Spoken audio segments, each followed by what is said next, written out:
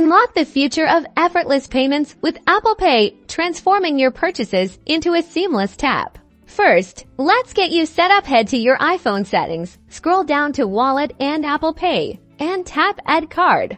Follow the on-screen prompts to either scan your physical card or enter the details manually. Your bank will verify the card, often with a quick text message or app confirmation.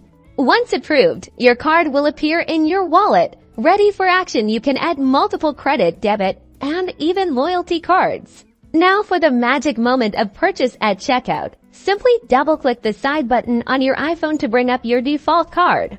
Authenticate with Face ID or Touch ID, or enter your passcode for security for Apple Watch users. Double-press the side button. Hold the top of your iPhone or the Apple Watch display near the contactless reader. You'll feel a gentle vibration and see a checkmark on your screen, confirming a successful payment. It's that simple. Apple Pay makes secure, convenient purchases faster than ever, protecting your financial information with every tap. Say goodbye to fumbling for cards. Embrace the ease of Apple Pay and revolutionize your shopping experience. Tap, pay, and go.